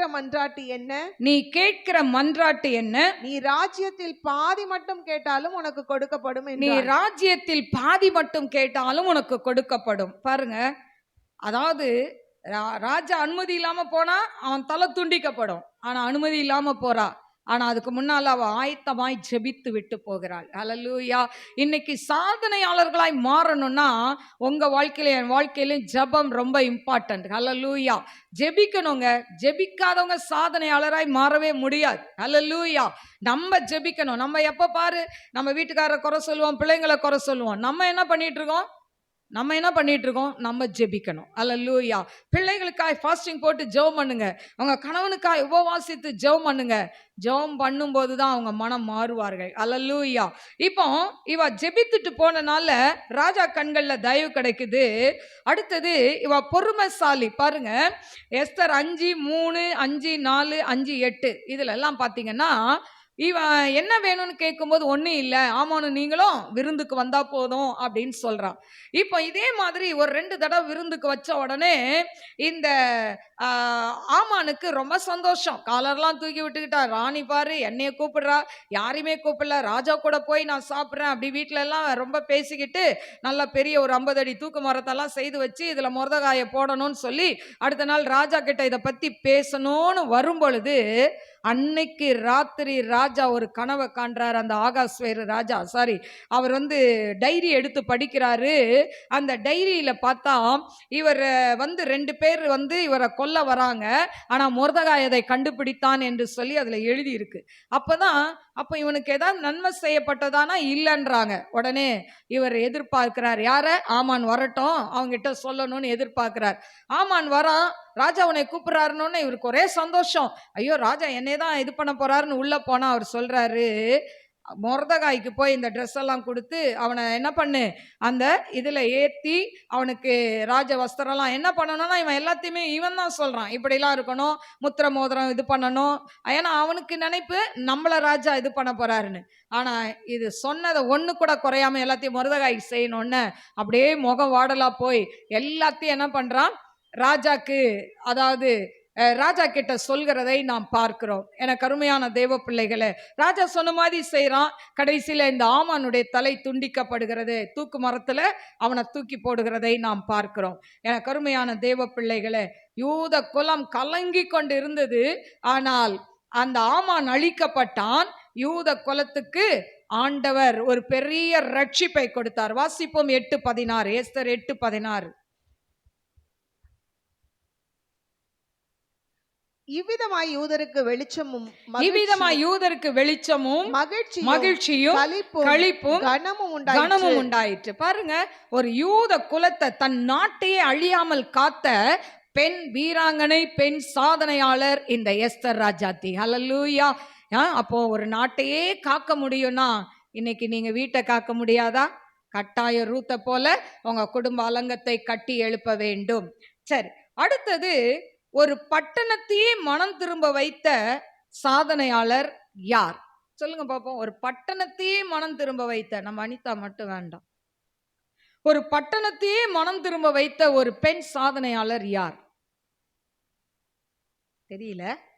ஓகே, சமாரியா ஸ்ரீ. வாசிப்போம் யோவான் 4:8. அப்பொழுது சமாரியா நாட்டாளாகிய ஒரு ஸ்திரீ தண்ணீர் மொல்ல வந்தாள். இயேசு அவளை நோக்கி, தாகத்துக்கு தா என்றார். யூதர்கள் சமாரியருடனே சம்பந்தம் கலகாதவர்களானபடியால் சமாரியா ஸ்திரீ அவரை நோக்கி, நீர் யூதனா இருக்க சமாரிய ஸ்திரீயாகிய என்னிடத்தில் தாகத்துக்கு தா என்று எப்படி கேட்கலாம் என்றால். எனக்கு அருமையான தெய்வ பிள்ளைகளே, அன்னைக்கு பாத்தீங்கன்னா இந்த சமாரியா பட்டணம் பாத்தீங்கன்னா பயங்கரமான, ஆண்டவரை அறியாத ஒரு பட்டணம். அதே போல யூதர்கள் இந்த சமாரியர்களை வெறுத்தார்கள். சமாரியா வழியா போக மாட்டாங்க, நாட்டை சுத்திட்டு தான் போவாங்க. அவங்களை தீட்டாய் நினைத்தார்கள், அவர்களை அற்பமாய் எண்ணினார்கள். ஆனா அற்பமாய் ஒதுக்கப்பட்ட ஜனங்களை பார்த்துதான் ஆண்டவர் அந்த நாட்கள் அந்த சமாரியா தேசத்துக்கு போகிறார். போகும் பொழுது அவர் ஒரு கிணற்றண்டையில, யாக்கோபு வெட்டின அந்த கிணறு, பழைய காலத்து அந்த கிணறு, அதுல உட்கார்றாரு. அப்போ ஒருத்தி குடத்தை எடுத்துட்டு தண்ணி எடுக்க வரா. ஏன் அவன் மத்தியானத்துல வரணும் அப்படின்னு சொன்னா, அவ ஒரு பாவியான ஸ்ரீ. அதாவது ஊரார் அவளை வெறுத்தார்கள். அதனால ஊர் அடங்குற நேரத்துல, எல்லாம் தூங்குற நேரத்துல இவ தண்ணி எடுக்க வெளியே வரா. அந்த நேரம் பார்த்து ஆண்டவர் அங்க உட்கார்ந்து இருக்கிறாரு. இவ வந்த உடனே தண்ணி குடுமா, தாகமா இருக்கு. அப்ப அவ சொல்ற, நீ யூதராச்சே, மொண்டு கொள்ள பாத்திரம் இல்லையே, எப்படி இதுல எடுக்க முடியும் அப்படின்னு கேட்கிறா. அப்ப ஆண்டவர் சொல்றாரு, என்னிடத்தில், வாசிப்போமா அந்த வசனம்? இயேசு அவளுக்கு பிரயோத்திரமாக, இந்த தண்ணீரை குடிக்கிறவனுக்கு மறுபடியும் தாகம் உண்டாகும். இந்த தண்ணீரை குடிக்கிறவனுக்கு தாகம் உண்டாகும். நான் கொடுக்கும் தண்ணீரை குடிக்கிறவனுக்கோ ஒரு காலம் தாகம் நான் கொடுக்கும் தண்ணீரை குடிக்கிறவனுக்கோ தாகம் உண்டாகாது. இப்படி சொன்ன உடனே இவ சொல்ற, அப்பனா எனக்கும் வேணும் அந்த தண்ணி அப்படின்னு கேட்கிறா. உடனே கேட்ட உடனே ஆண்டவர் கேட்கிறாரு, அதாவது உன் புருஷனை அழைத்து கொண்டு வான்னு சொல்றார். ஏன்னு சொல்ல, அந்த நாட்கள்ல ஒரு காரியத்தை பேசணும்னா அவங்க வீட்டுக்கார் பக்கத்துல இருக்கணும், அவரை வச்சுதான் பேசணும்னு ஒரு சட்டம், ஒரு வழக்கம். அதனால கூப்பிடுறாரு. அப்போ கூப்பிடும்போது இவ சொல்றான், எனக்கு புருஷன் இல்லை. அப்ப ஆண்டவர் சொல்றாரு, உனக்கு 5 புருஷர்கள் உண்டு, இப்பொழுது இருக்கிறவனும் உனக்கு புருஷன் இல்லை. நீ இதை உள்ளபடி சொன்ன உடனே இவளுக்கு ஒரே ஆச்சரியம். எப்படி இவர் நம்ம வாழ்க்கையை குறித்து இவர் சொன்னாரு அப்படின்னு சொல்லி ஆச்சரியப்பட்டு அவ வந்த வேலையை மறந்து தன் குடத்தை அப்படியே போட்டுட்டு ஊருக்குள்ள ஓடி போறா. எல்லாரையும் போய் அழைக்கிறா. அழைத்து வந்து அவ சொல்றா, என்னை குறித்து ஒருத்தர் சொன்னாரு, அவரை வந்து பாருங்கள். 28, 29. அப்பொழுது அந்த ஸ்திரீ தன் குடத்தை வைத்துவிட்டு ஊருக்குள்ளே போய் ஜனங்களை நோக்கி, நான் செய்த எல்லாவற்றையும் ஒரு மனுஷன் எனக்கு சொன்னார், அவரை வந்து பாருங்கள், அவர் கிறிஸ்துதானோ என்றாள். அப்பொழுது அவர்கள் ஊரிலிருந்து புறப்பட்டு அவரிடத்தில் வந்தார்கள். இப்படி நடக்கையில் சீஷர்கள் அவரை நோக்கி, ரபி, போஜனம் பண்ணும் என்று பாருங்க. எல்லாரும் வர்றாங்க. இவ பேச்சு கேட்டு இவளை பார்த்தாலே வெறுத்து ஒதுக்குறவங்க இப்போ இவளை பத்தி ஒருத்தர் சொன்னாருன்னு எல்லாம் ஆச்சரியப்பட்டு ஊரே திரண்டு வருது. அந்த சமாரியா பட்டணமே திரண்டு வருது. வந்து எல்லாரும் பார்க்குறாங்க. ஆண்டவர் அங்க அவரை பத்தி, அதாவது அங்க மெசேஜ் கொடுக்குறாரு, பிரசங்கிக்கிறாரு. அதுக்கப்புறம் இவங்க சொல்றாங்க, நீ சாட்சி சொன்னது நிமித்தம் இல்ல, நாங்களே வந்து இந்த வசனத்தை கேட்டு இவரை விசுவாசிக்கிறோம் என்று சொல்லி அந்த சமேரியா பட்டணமே ஆண்டவரை ஏற்றுக்கொண்டதாம். அல்லேலூயா. கருமையான தேவ பிள்ளைகளே, ஒரே ஒரு பெண், அந்த பெண் அந்த பட்டணத்தையே மனம் திரும்ப வைக்க முடியுமானால் இன்றைக்கு உங்களால சாதிக்க முடியாதா? உங்க வீட்டில் இருக்கிறவங்களை ஆண்டவருக்குள்ள ரட்சிப்புக்குள்ள வழி நடத்த முடியாதா? கட்டாயம் முடியும். அல்லேலூயா. உங்களுடைய நல் நடத்தை, உங்களுடைய அன்பான உபசரிப்பு, ஒருவேளை அதான் சொல்றேன், குடிகார கணவனா இருந்தாலும் அவங்கள அன்பாய் நேசித்தீங்கன்னா உங்க அன்புல ஒரு நாள் அவர்கள் என்ன பண்ணுவார்கள்? தொடப்படுவார்கள். அல்லேலூயா. எனக்கு அருமையான தேவ பிள்ளைகளே, இல்ல வேற பெண்ணோட பழக்கம் இருந்தாலும் நீங்க அவங்கள அன்பாய் நேசித்தால் ஒரு நாள் அந்த தொடர்பை அறுத்து கொண்டு வர ஆண்டவர் உதவி செய்வார். அல்லேலூயா. என கருமையான தேவ பிள்ளைகளே, அடுத்தது சாபத்தை உடைத்த பெண் வீராங்கனை அல்லது சாதனையாளர். சாபத்தை உடைத்த, வாசிப்போம் 1 சாமுவேல் 1:5. அன்னாளை சிநேகித்தபடியினால் அவளுக்கு 1:5. அன்னாளைய சிநேகித்தபடியினால் அவளுக்கு ரெட்டிப்பான பங்கு கொடுப்பான். கர்த்தரோ அவள் கர்ப்பத்தை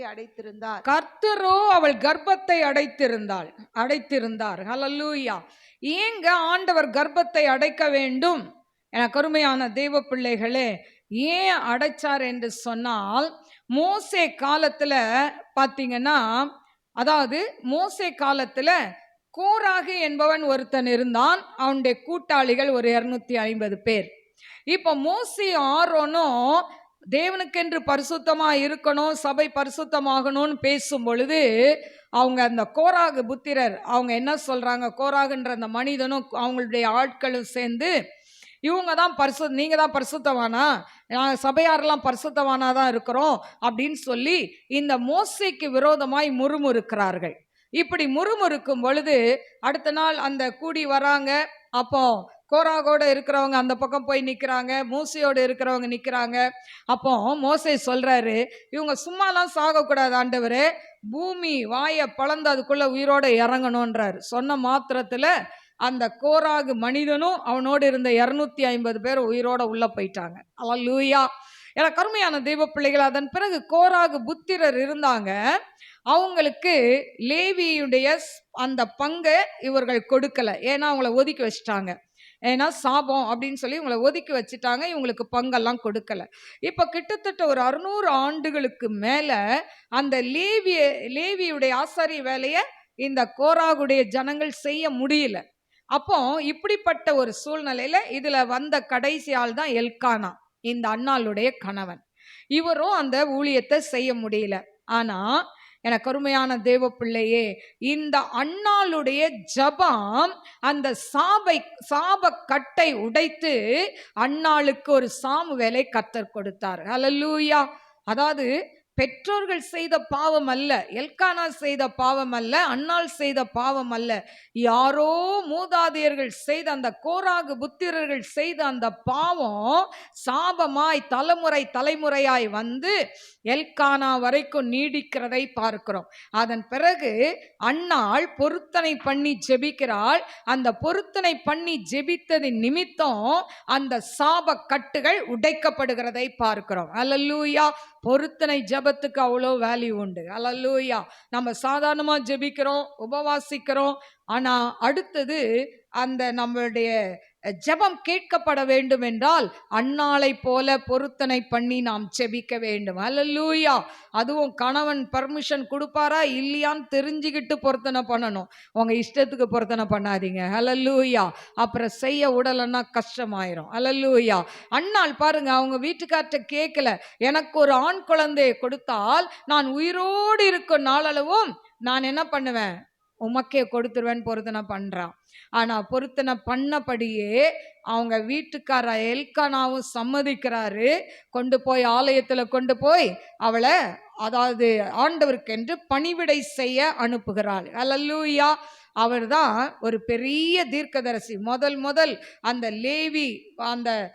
லேவி கோத்திரம் அந்த ஆசாரிய ஊழியர் செய்யல. ஆனா ஃபர்ஸ்ட் ஊழியர் செய்தது இந்த சாமுவேல் தீர்க்கதரிசி. ஹல்லேலூயா. இப்ப அன்னாளை அந்த சாமுவேலை கொண்டு விட்டுட்டாரு. ஆனா அன்னாளை ஆண்டவர் சும்மா விடல. அவருக்கு 3 குமாரர்கள் 2 குமார்த்திகளையும் கொடுத்தாராம். ஹல்லேலூயா. பாருங்க, அப்போ அதாவது இந்த சாபத்தை உடைத்த ஒரு பெண் சாதனையாளர் தாம் பொருத்தனையின்படி பிள்ளையை கொடுத்தாலும் ஆண்டவர் 5 பிள்ளையை அவளுக்கு திரும்ப கொடுக்கிறதை நாம் பார்க்கிறோம். என கருமையான தேவ பிள்ளைகளே, இன்றைக்கு சில காரியங்கள் உங்க குடும்பத்துல நடக்காம இருக்கலாம். சிலது எவ்வளவுதான் முட்டி ஜெபம் பண்ணாலும் அந்த ஜெபம் கேட்கப்படாம தடையா இருக்கலாம். ஆனா ஆண்ட சமூகத்துல பொருத்தனை பண்ணி ஜெபிங்க. ஆண்டவரே, முன்னோர்களுடைய சாபக்கட்டுகள், நீங்க செய்த பாவம் இல்லை, ஒன்றும் இல்லை, அப்பா அம்மா செஞ்ச பாவம் இல்லை, முன்னோர்கள் மூதாதையர்கள் செய்த பாவத்தின் நிமித்தம் இன்னைக்கு பிள்ளைகள் அவஸ்தைப்படுவார்கள். அதனால ஆண்டவர் அந்த சாபக்கட்டை உடைங்கன்னு சொல்லி ஜெபிங்க. கர்த்தர் அந்த சாபக்கட்டை உடைப்பார்கள். ஹல்லேலூயா. அப்போ சாபக்கட்டை உடைத்த ஒரு பெண் வீராங்கனை, அதாவது சாதனையாளர் என்று சொல்லி நாம் பார்க்கலாம். இன்னும் ஒன்றை சொல்லி நான் முடித்து விடுகிறேன். ஒரு குடும்பத்தை ரட்சிப்புக்குள் வழி நடத்திய ஒரு பெண் சாதனையாளர். சொல்லுங்க பாப்போம். ஒரு குடும்பத்தை ரட்சிப்புக்குள் வழி நடத்திய பெண் வீராங்கனை. சரி, வாசிப்போம். 2 ராஜாக்கள் 5ஆம் அதிகாரம் 3ஆம் வசனம். 2 ராஜாக்கள் 5:3. அவள் தன் ஆட்சியாரை பார்த்து, என் ஆண்டவன் சமாரியாவில் இருக்கிற தீர்க்கதரிசியின் இடத்தில் போவாரானால் நலமாயிருக்கும், அவர் இவருடைய குஷ்டரோகத்தை நீக்கி விடுவார் என்றாள். பாருங்க, இதுல அந்த பெண் யார் என்று சொன்னால் ஒரு சிறு பெண் என்று சொல்லப்பட்டிருக்கு. அவளுக்கு வயது கொடுக்கவில்லை. அதாவது இதுல பாத்தீங்கன்னா, இதுல 2 ராஜாக்கள் 5ஆம் அதிகாரத்துல சீரிய ராணுவத்துக்கும் இஸ்ரவேல் ராணுவத்துக்கும் சண்டை நடக்குது. இப்ப சீரியா ராணுவம் இஸ்ரவேல் ராணுவம் சண்டை போடுறாங்க. இதுல யார் ஜெயிக்கிறாங்கன்னா சீரியா நாடு ஜெயிச்சிருச்சு. இப்ப ஜெயிச்சதுனால அந்த இஸ்ரவேல் நாட்டுல உள்ள சிலரை அவங்க அடிமையா பிடித்து கொண்டு வராங்க. அந்த அடிமையாய் வந்ததுல ஒரு பெண் யாரு, ஒரு சின்ன பிள்ளை. ஆனா இந்த பிள்ளைக்கு ஆண்டவருடைய அன்பை அவங்க அம்மா சொல்லி வளர்த்திருக்க கூடும். அதனாலதான் இப்ப இந்த நாகமான் வீட்டுல அவ அடிமையா வேலை செய்யறா.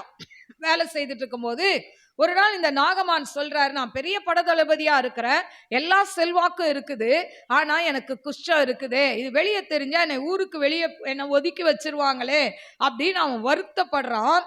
இதை கேள்விப்பட்ட அந்த பெண், இவன் ஒரு எதிரி, ஆனா எதிரிய கூட அவன் நேசிக்கிறான். நம்ம நம்ம அதான சாதனையாளர்களாய் மாறணும்னா எதிரிகளையும் நாம் நேசிக்கிற குணம் நமக்குள்ள இருக்கணும். இந்த சின்ன பிள்ளைக்கு அந்த குணம் இருந்தது. ஏன்னா எதிரி நாட்டு படை தளபதி, அதாவது நாகமான். அப்போ அவனை நேசித்து, அவன் எதிரியா இருந்தா கூட நேசித்து, எங்க ஊர்ல ஒரு தீர்க்கதரிசி இருக்கிறார், அவர்கிட்ட போனா இவர் சுகமாவார். ஆனா இவன் தப்பா புரிஞ்சுக்கிட்டான். இவன் ராஜா கிட்ட போய் சொன்ன உடனே ராஜா என்ன பண்ணுவாரு, அவருக்கு தீர்க்கதரிசி தெரியாது இல்ல, அவர் இஸ்ரவேல் ராஜாக்கு ஒரு லெட்டர் எழுதி கொடுக்கிறார். இத மாதிரி இவன் வரான், இவனுக்கு குஷ்டரோகம் இருக்கு, இவனை சுகப்படுத்துங்க அப்படின்னு எழுதிட்டு அவனுக்கு சில வெகுமானங்கள் கிஃப்ட் எல்லாம் கொடுத்து அனுப்புறார். என்ன கிஃப்ட் பாத்தீங்கன்னா, ஐந்தாம் வசனத்துல, அப்பொழுது சீரியாவின் ராஜா நல்லது போகலாம், இஸ்ரவேலின் ராஜாவுக்கு நிருபம் தருகிறேன் என்றான். அப்படியே அவன் தன் கையிலே 10 தாலந்து வெள்ளியையும் 6000 சேக்கல் நிறை பொன்னையும் 10 மாற்று வஸ்திரங்களையும் எடுத்துக்கொண்டு போய், இதெல்லாம் கொடுத்து அனுப்புறார் வெகுமதியாய். இதெல்லாம் கொண்டு போய் கொடுத்துட்டு ராஜாட்ட இந்த லெட்டரை கொடுத்து அவர் படிக்கிறாரு. படிச்சுட்டு அவர் என்ன பண்றார், தன் வஸ்திரங்களை கிழித்து கொண்டார்.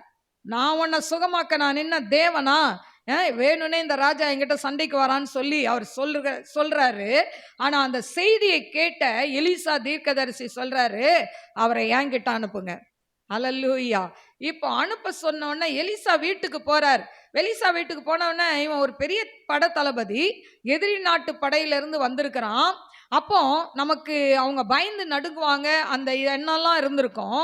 அவன் நினைக்கிறான், என்னை தொட்டு என்னை சுகப்படுத்தி என்னை இது பண்ணுவார் அப்படின்லாம் நினைச்சு நிறையா அவன் எதிர்பார்ப்போட வரான். ஆனா அவன் எதிர்பார்த்தது ஒன்றும் இங்க நடக்கல. எலிசா வேலைக்காரனை பார்த்து சொல்றாரு, போய் யோர்தான்ல போய் 7 முறை முங்க சொல்லு அப்படின்ட்டார். இவனுக்கு வந்தது வெறும் கோபம். எங்க ஊர்ல இல்லாத நதியா உங்க ஊர்ல ஓடுது, நான்லாம் முங்க மாட்டேன் வா அப்படின்னு கூப்பிட்டுட்டு போகும்போது அந்த வேலைக்காரன் சொல்றான், எப்பா பெரிய காரியம் செய்ய சொன்னா, அந்த தீர்க்கதரிசி பெரிய காரியம் செய்ய சொன்னா செஞ்சிருப்பீங்களே, ஒண்ணுமே இல்லை, மூழ்கி எழும்ப சொல்றாரு, 7 முறை எழுந்துதான் பாருங்களேன் அப்படின்னு. ஒன்ன வேண்டாம் வெறுப்பா போய் மூழ்கிறாரு. ஒரு தடவை எழும்பி பார்க்கிறாரு, ஒன்றும் நடக்கல. 2, 3 இப்படியே எண்ணி 7 முறை முங்கின பிறகு ஒரு சிறு குழந்தை போல் அவன் கை கால்கள் மாறியதை பார்க்கிறோம். எனக்கு அருமையான தேவ பிள்ளைகளே, இன்னைக்கும் நம்ம ஆண்டவர்கிட்ட சிலர் வருவாங்க, நீங்க வாங்க தொடர்ந்து ஒரு 7 வாரம் வாங்க, 3 வாரம் வாங்க. ஏன் இப்படி வந்தாதான் அவங்க என்ன பண்ணுவாங்க, அவங்க மனம் மாறுவாங்க. சத்தியத்தை அறிவீர்கள், சத்தியம் உங்களை விடுதலையாக்கும். இந்த சத்தியம் உள்ள போக போக தான் உள்ள இருக்கிற பேய் பிசாசெல்லாம் வெளியே போகும்ல, அதனாலதான் வர சொல்றது. பாருங்க, 7 முறை முங்குறான். அவனுக்கு கீழ்ப்படிதல் இருக்குதான்னு ஆண்டவர் பார்ப்பார்ல. முங்குன உடனே அவன் சுகமாகிறான்.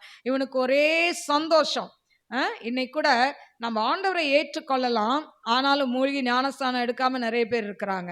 ஏன்னு கேட்டா தெளிப்பு ஞானஸ்தானம் போதும் அப்படின்னு. இல்லை, ஆண்டவர் மூழ்கி ஞானஸ்தானம் எடுத்தார், அதனால நம்மளும் என்ன பண்ணணும், மூழ்கி ஞானஸ்தானம் எடுக்கணும். அது கட்டாயமா எடுக்கணும். அல்லேலூயா. ஒருவன் அதாவது ஜலத்தினாலும் ஆவினாலும் பிறவாவிட்டால் தேவனுடைய ராஜ்யத்தில் பிரவேசிக்க மாட்டான் என்று மெய்யாகவே உங்களுக்கு சொல்கிறேன் என்று சொல்லி யோவான் 3:5 இருக்கு. நீங்க வாசித்து பாருங்க. அப்போ ஜலம் என்றால் ஞானஸ்தானம், ஆவி என்றால் பரிசுத்தாவி. இது 2 இல்லாம பரலோகம் போக முடியாது.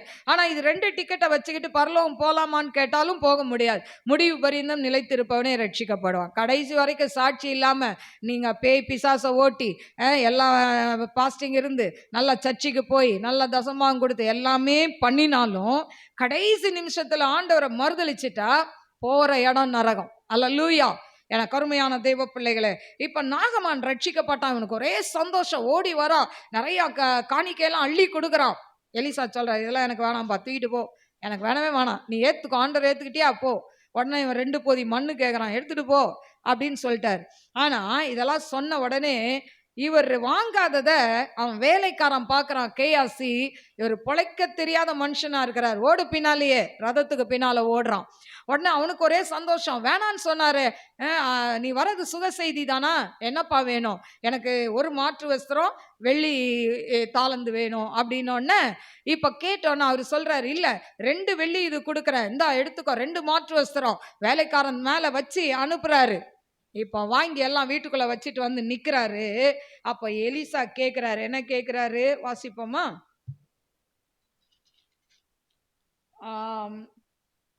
25. பின்பு அவன் உள்ளே போய் தன் எஜமானுக்கு முன்பாக நின்றான்.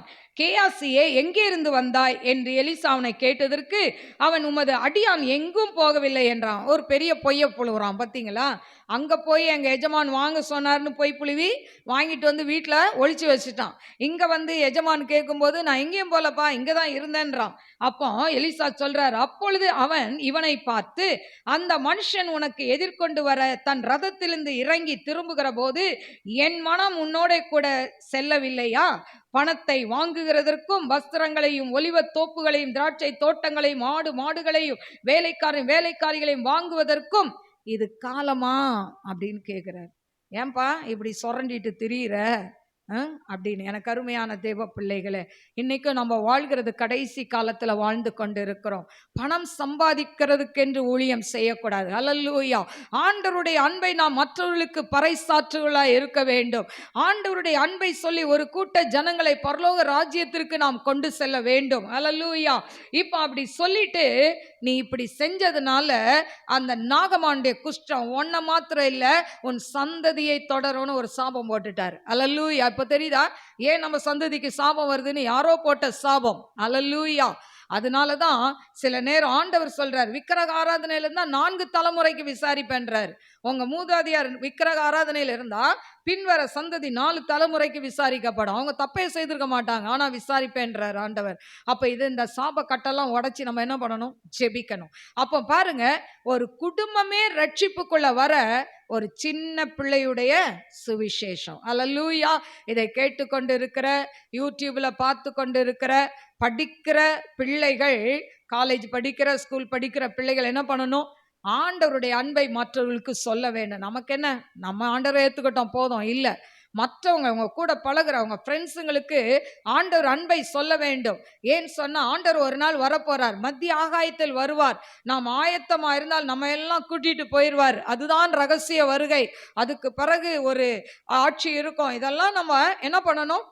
பிள்ளைகளுக்கு சொல்ல வேண்டும், சொல்லி கொடுக்க வேண்டும். நீங்கள் அல்லேலூயா.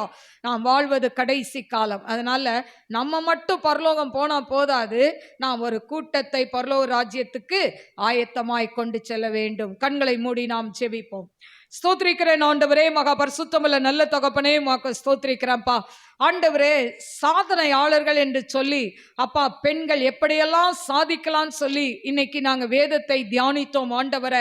இதை கேட்ட ஒவ்வொரு பெண்களுடைய உள்ளத்திலையும் ஒரு அக்கினி கொழுந்து விட்டு எரியட்டும் ஆண்டவரே. எங்களால ஒன்றும் செய்ய முடியாது, நாங்க வேஸ்ட் அப்படின்னு நினைக்கிற அநேக பெண்கள் உண்டாப்பா.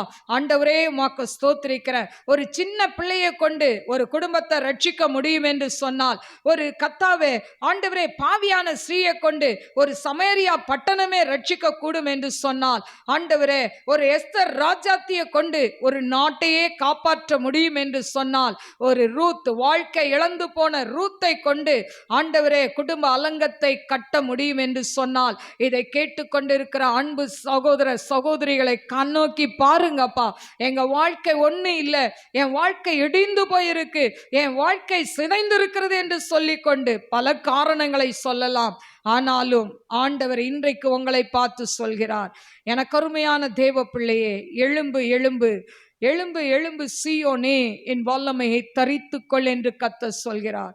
உங்களை ஆண்டவர் மறுபடி எழுப்பி கட்டுவார். உன் குடும்ப அலங்கம் கட்டப்படும். நானும் என் வீட்டாருமோ என்றால் கர்த்தரையே சேவிப்போம் என்று சொன்னது போல கர்த்தர் உன்னை குடும்பமாய் சேவிக்க வைப்பார், குடும்பமாய் அவருக்கு ஊழியம் செய்ய வைப்பார். நீ அதை விசுவாசி, அதற்காய் நீ செபி. கர்த்தர் உன் வாழ்க்கையில் பெரிய காரியங்களை செய்வார். நன்றி ஆண்டவரே. நம்முடைய அன்பின் கரத்தில் நம்முடைய பிள்ளைகளை தாழ்த்தி ஒப்பு கொடுக்கிற, ஆசீர்வதிங்க, நாம மகிமைப்படட்டும். இயேசுவின் நாமத்தில் கேட்கிறேன் பிதாவே, ஆமென். God bless you. God bless you.